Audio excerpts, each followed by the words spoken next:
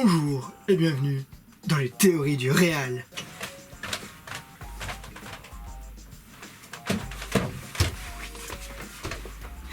Ah mais c'est mon émission.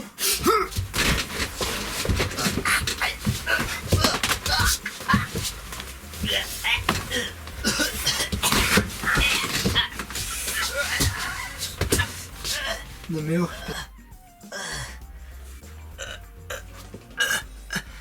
Bonjour, dans les analyses du réal.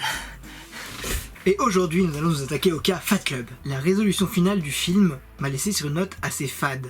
Mais avant de parler de la résolution finale, parlons du film en lui-même. Ce film à la première personne est réalisé en 1999 par David Fincher. Il raconte les aventures d'Edward Norton. Oui, son personnage n'a pas de nom au générique. Je vois déjà que ceux qui ont vu le film voient déjà où je vais en venir.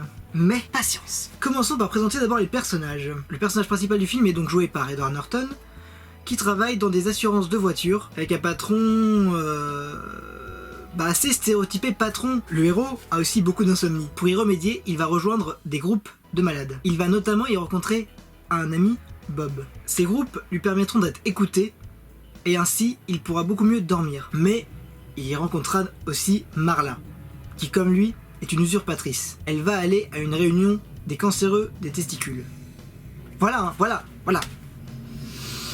Quoi dire de plus? Et cette usurpatrice, entrant dans son univers, va l'empêcher encore de dormir, et devront se partager la semaine pour avoir chacun un groupe différent pour ne plus jamais se voir. Il est aussi un grand adepte de la société de consommation, car il remplit son immeuble de beaucoup de meubles Ikea, qui sera détruit dans un incendie provoqué par Tyler.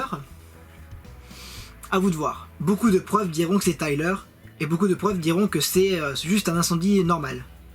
Donc à vous de voir. La première fois qu'il rencontre Tyler, c'est dans un avion, quand il se fait une réflexion sur tout ce qui est en portion dans un avion, tels les plateaux repas, ou les gens qui sont avec toi dans cet avion. Des personnes que vous ne verrez peut-être qu'une fois dans votre vie, juste dans cet avion.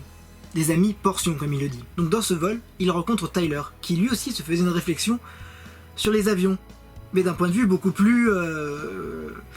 Bon, enfin, je vais pas l'énoncer ici, parce que les paranos de l'avion ne prendront plus jamais l'avion. Car c'était assez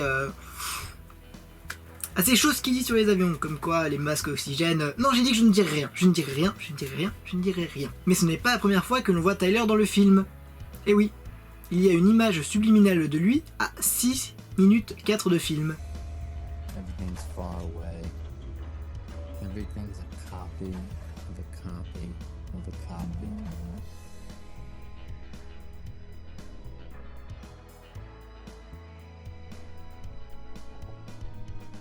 Pourquoi cela a été fait? C'est très simple. Dans le générique, les acteurs sont classés par ordre d'apparition. Et comme ça, Edward était placé en premier, et Brad Pitt en deuxième. Donc Tyler Durden, joué par Brad Pitt, qui est parfait pour ce rôle, il est projectionniste et serveur dans un hôtel, et dans ces deux activités, il y met sa touche Darden. Ceux qui ont vu le film voient de quoi je parle. Mais de toute façon, si vous n'avez pas vu le film, qu'est-ce que vous foutez là? Il fabrique aussi du savon artisanal, pour fabriquer des bombes artisanales, elles aussi. Il vit à Pepper Street, dans une maison totalement délabrée. Même le narrateur se fait la réflexion de savoir si elle est à lui ou s'il a juste squatté. Maison qui a été construite entièrement pour le tournage. Il fume beaucoup et ne connaît pas son père comme le narrateur. Ce que j'adore dans ce personnage, c'est qu'il fait des réflexions tellement pessimistes, mais qui sont en même temps tellement réalistes. Ainsi, les deux compères vont créer le Fight Club, après s'être battus et s'être rendus compte que ça leur faisait du bien. Oui, se battre fait du bien, n'est-ce pas les enfants? Maintenant, nous allons parler du Fight Club. Quoi? J'ai omis quelqu'un? Mais non, je garde le meilleur pour la fin, bien évidemment. Après qu'ils ont vu que beaucoup de gens étaient intéressés par ces défouloirs, ils se terrent sous le bar et inventent le Fight Club et ses règles. Non, je vois pas mes propres règles, je vois pas l'utilité de faire des règles pour une vidéo. Et première preuve que Tyler sait ce qu'il fait, c'est que ces règles doivent être transgressées pour que le Fight Club avance et pour qu'il puisse lever son armée pour le projet Chaos. Mais pour le projet Chaos, la première règle est une règle beaucoup plus forte à transgresser, beaucoup plus dure.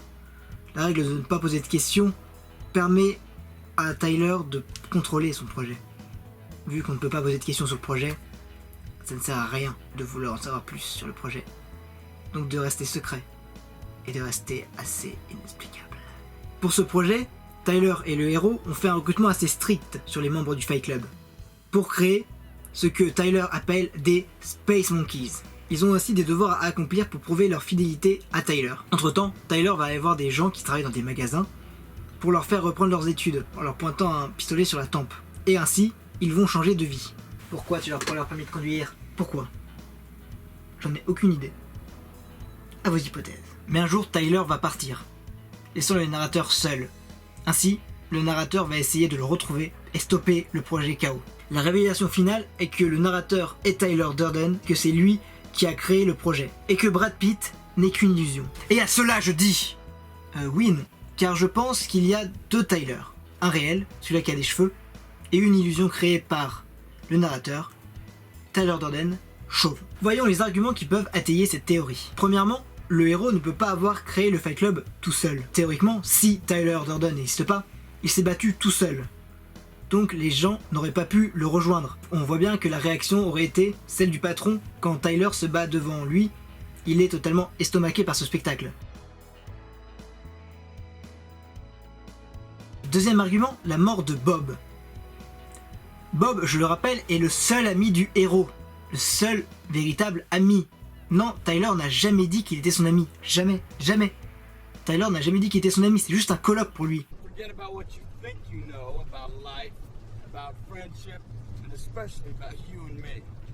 Si c'était lui, Tyler Durden, il ne l'aurait jamais envoyé sur une mission où il aurait pu se faire tuer. Jamais. Troisième argument, le départ de Tyler, où le héros sera dépité par cet événement. Donc il va essayer de retrouver Tyler. Mais durant sa course-poursuite infernale, on va lui dire que c'est lui, Tyler, et que c'est lui qui a lancé le projet KO. Attention, il y a deux erreurs dans la phrase précédente. La première est le fait qu'il soit le chef du projet KO. Revenons au début. Le but du projet KO est de détruire des immeubles contenant des sociétés de crédit en mettant un camion contenant du savon, transformé ainsi en bombe, dans les parkings des immeubles pour les faire exploser. Pour créer une crise sans précédent, car ainsi détruit la banque de données est détruite, et l'économie du pays chute. Mais dites-moi, il est où le rapport avec le héros? Ce petit assurant de voiture insomniaque, c'est pas crédible. Comment il a eu cette idée? D'où lui est venue cette formidable idée? La deuxième erreur, c'est que des gens lui disent qu'il est Tyler. Mais pas dans la première ville qu'il visite pendant sa course-poursuite, après plusieurs villes, par ce personnage. Donc je pense que Tyler, en ayant marre de se faire poursuivre par ce mec qu'il a laissé derrière lui, il va donc dire que cette personne qui le poursuit est le véritable maître du projet KO, et que cette personne s'appelle Tyler Durden, avec une photo bien sûr. Donc comme ça, lui, il peut continuer de créer ses Fight Club, s'en aller, et Tyler Durden est arrêté. De même, il a même anticipé le fait qu'il voudrait empêcher le projet. Donc il fait dire aux personnes que si Tyler Durden, qui est lui, essaye d'empêcher son propre projet, il devait l'émasculer. Oui, l'émasculer, oui. Le tuer, c'est pas Brad Pitt, hein. Tyler, il veut pas le tuer, il veut juste l'empêcher de nuire. En lui coupant les couilles. Oui, en lui coupant les couilles. Et même, il a pensé que si, vu que c'est le chef du projet KO, il va endosser ce rôle après, même s'il sait que c'est pas lui, il va changer les directives. Mais Tyler a dit que même s'il changeait les directives, il devait pas les changer puisqu'il a dit avant qu'il devait pas les changer. Pour faire plus simple, on va dire que c'est un pantin, une marionnette créée par Tyler, qu'il soit sous les feux des projecteurs pendant que lui règle tout dans l'ombre. Et avec le déséquilibre mental du héros à cet instant du film, Tyler savait que ça marcherait complètement. Donc vu que Tyler ne reviendra pas, le héros va se créer un nouveau Tyler, chauve, comme une illusion, dans sa tête. Voyons maintenant les oppositions à cette théorie. D'abord, il y a les 4 fois où le narrateur dit que Tyler parle pour lui. Il y a aussi les insomnies du narrateur qui pourraient expliquer l'amnésie de ses actions, car ses insomnies sont très très fortes et quand il se réveille il ne se souvient pas s'il a dormi ou pas dormi. Mais ces insomnies ne devaient-elles pas disparaître avec le Fight Club? Donc c'est pas logique. Sinon, il y a le fait que Tyler serait en fait pour le narrateur une excuse pour justifier ses actions et son manque de confiance en lui. Pour mettre à mal cette hypothèse, je vais utiliser la scène de l'accident de voiture. Tyler conduit, le narrateur à sa droite, et deux Space Monkeys sur la banquette arrière. Donc Tyler et le narrateur vont se disputer le volant. Come on, give him a right. I have to know the answer to this question. If you were to die right now, how would you feel about your life? I don't know. I wouldn't feel anything good about my life. Is that what you want to hear me say? Fine. Come on. Not good enough.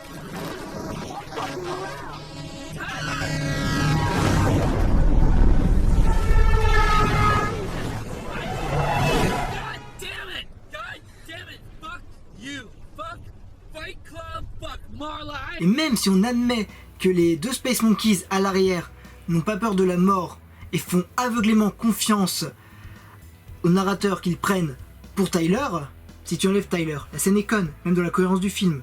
Désolé du mot, mais la scène est conne. Pareil, pour la scène de la soude ou pour les sacs de graisse, le narrateur ne ferait pas ça tout seul. Donc, le Tyler avec des cheveux est bien réel. Mais quand même, ce qui m'a fait le plus douter de tout le film, c'est Marla Singer. Marla fucking Singer. Ce personnage, joué par Helena Bonham Carter, est magnifique, car il est le seul qui reste exactement le même du début à la fin du film. Le même. Exactement le même. Rien dans ses opinions ne change. Les scènes qui m'intéressent avec ce personnage, c'est quand ils sont tous les trois dans la maison. Oui, les scènes où elle baise avec Tyler.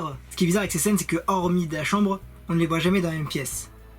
Et que Tyler ne veut pas que le narrateur parle de Tyler à Marla. Marla confirme que le narrateur s'appelle Tyler Durden. Et si on reprend l'argument que Tyler donne son nom au narrateur, alors tout prend son sens. Tyler a dû dire à Marla durant leurs ébats que son coloc s'appelait Tyler Durden. Après, la question est de savoir s'ils l'ont fait ensemble. Donc dans la version originale, le mot fuck peut être interprété de plusieurs façons différentes. Au sens strict du terme, comme quoi il l'aurait fait, ou au sens figuré du terme, qui serait plutôt trahir que baiser. Autre argument, le narrateur reçoit un coup de fil pendant les ébats de Tyler et Marla. Donc il n'a pas pu participer aux ébats. Ou Marla le faisait seule, chez eux, même si on a vu qu'elle avait les moyens de le faire. C'est dégueulasse, hein. On arrête.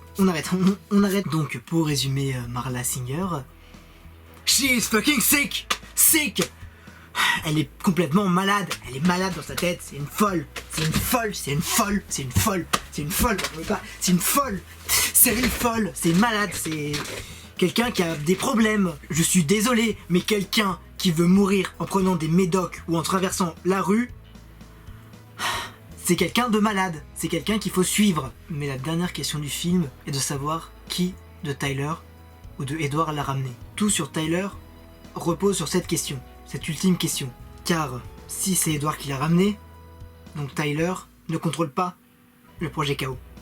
Donc, Tyler n'existe pas. Mais si c'est Tyler qui l'a ramené, alors c'est lui qui contrôle le projet Chaos. Et il est bien réel. Je n'ai pas beaucoup parlé du Tyler chauve. Peut-être parce qu'on sait que c'est une illusion par les caméras de surveillance et le fait qu'il se fait tuer quand le narrateur se tire une balle dans la bouche. Pour conclure, Tyler est un mec qui va dans chaque ville pour chercher un faire-valoir, créer un Fight Club et une armée pour son projet. Mais pour le cas du narrateur, Tyler n'avait pas pensé qu'il s'attacherait autant à lui et préféra partir au moment où il posait trop de questions sur le projet Chaos. Edward, ne supportant pas la rupture, va créer son propre Tyler. Et à la fin, il sera tellement chamboulé, psychologiquement et physiquement, que peu importe qu'il soit ou pas Tyler Durden, il admirera l'œuvre que Tyler a créée. Il y a encore beaucoup de choses à dire sur ce film, mais c'est bien pour une première vidéo. Et pour finir, une petite hypothèse un peu déjantée, mais quand même intéressante. Pendant la course-poursuite, le narrateur va rencontrer deux personnes qui disent que Tyler Durden fait beaucoup de chirurgie. Alors peut-être que c'est lui, Tyler, et que le narrateur l'a pas reconnu. Et vu qu'il l'a pas reconnu, il dit que c'est Tyler. Si vous voyez des choses à améliorer, dites-le moi en commentaire. Et voilà, à bientôt pour décortiquer un nouveau film.